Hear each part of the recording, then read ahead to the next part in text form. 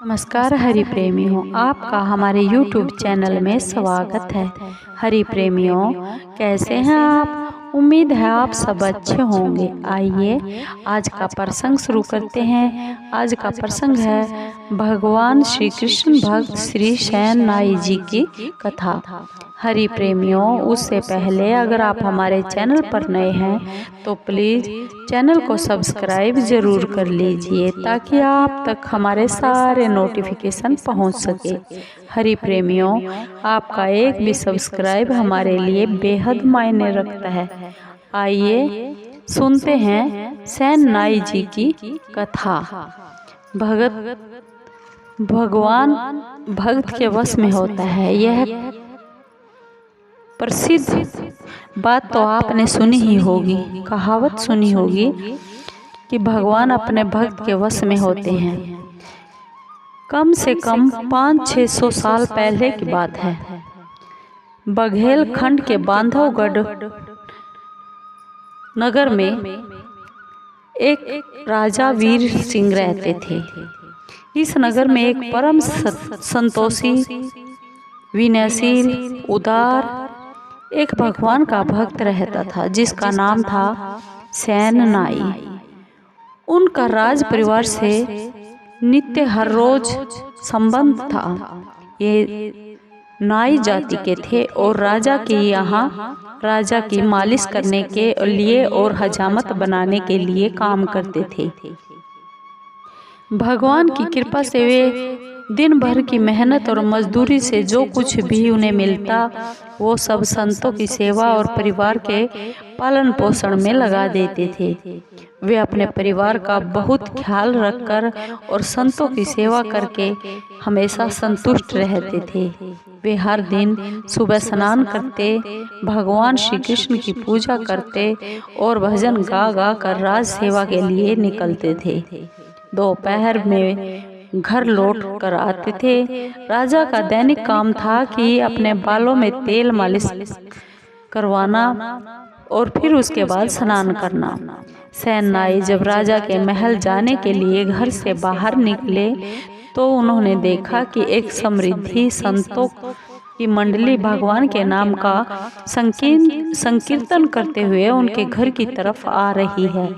San नाई बहुत प्रेम से उन संतों का मिले और उनका स्वागत किया, उनकी बहुत सेवा की और सत्संग किया। वहीं बीतते बीतते पूरा दिन व्यतीत हो गया और उधर महाराज वीर सिंह सैन का इंतजार कर रहे थे। इसके बाद लीला बिहारी भगवान सैन नाई के रूप में राजमहल पहुंच गए।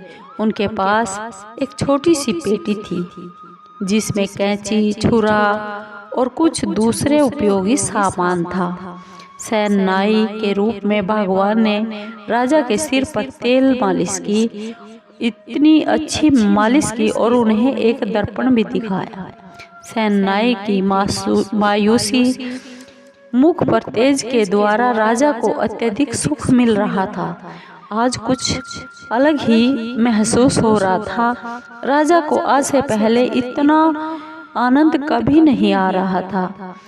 फिर सैन नाई रूप भगवान ने पूरी तरह राजा की सेवा की और फिर वहां से चले गए।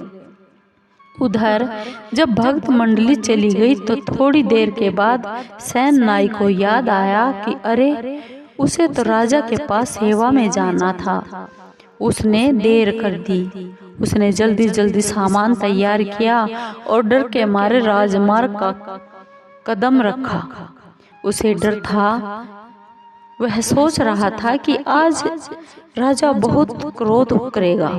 मुझे जाने में बहुत देर हो गई है, राजा इंतजार करता होगा। महल के बाहर खड़े सैनिक ने सैन नाई से पूछा, आप कुछ भूल गए? सैन नाई ने कहा, नहीं, अभी तक तो मैं राजमहल तक पहुंचा भी नहीं हूँ। क्या आप ठीक हैं? क्या आपका दिमाग तो ठीक है? सैनिक ने कहा। सैनिक बोला, राजा आपकी सेवा से बहुत खुश है आज, और इसकी खबर पूरे नगर में फैल रही है। सैनिक ने आगे कुछ भी नहीं कहा। सैन नाई को समझने में देर बिल्कुल भी ना लगी। आज मेरे रूप में खुद मेरे भगवान ही आकर राजा की मालिश कर गए। और ये सोच सोच कर सैन नाई बहुत रोने लगे। सैन नाई को जब पूरा यकीन हो गया कि उनकी खुशी और संतोष के लिए भगवान को एक नौकर की तरह आज सेवा करनी पड़ी, उन्हें खुद पर शर्म आई, क्योंकि उन्हें एक छोटी सी सेवा के लिए भी भगवान श्री कृष्ण को, राघवेंद्र को एक नौकर का रूप लेना पड़ा। भगवान के लिए यह कठिनाइयों से भरा हुआ है। वे ध्यान से भगवान को के पद कमलों को याद करने लगे और मन ही मन उनसे क्षमा मांगने लगे। जब वे राजा वीर सिंह के राजमहल में पहुंचे तो उन्हें सारी बात बता दी। राजा और सैन जी आपस में गले लगकर रोने लगे। राजा सैन से कहने लगे कि मैं कितना बड़ा पापी हूँ, मेरी वजह से भगवान को इतना कष्ट हुआ और अपनी मालिश करवाई। उन्हें भगवान के साक्षात्कार का एहसास तो हो रहा था। राजा ने भक्त सैन जी से क्षमा मांगी। दोनों ने आपस में गले मिल कर लिया और राजा ने सैन के पैरों को छू लिया कि तू कितना बड़ा भक्त है और तुझसे भी मैं सेवा लेता हूँ। और सैन जी राजा ने प्रार्थना की कि मुझे अपना शिष्य बना लीजिए। आप जैसे प्रेमी भक्त के कारण ही आज मैंने भगवान को देख कर दर्शन के आनंद लिए हैं। राजा ने कहा, राज परिवार जन्म जन्म तक आपका और आपके सभी वंशजों का आभारी रहेगा। भगवान ने आपकी ही प्रसन्नता के लिए मंगलमय दर्शन देकर हमारे असंख्य पाप तापों का नाश कर दिया है। इस प्रकार राजा भी भगवान का भक्त बन गया।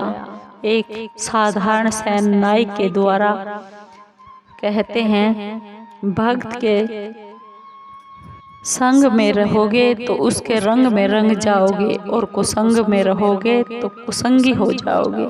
हरि प्रेमियों, आपको ये वीडियो कैसी लगी? अगर आपको अच्छी लगी हो तो प्लीज़ चैनल को सब्सक्राइब कीजिए, लाइक कीजिए, शेयर कीजिए और कमेंट ज़रूर कीजिए। धन्यवाद। जय श्री कृष्ण।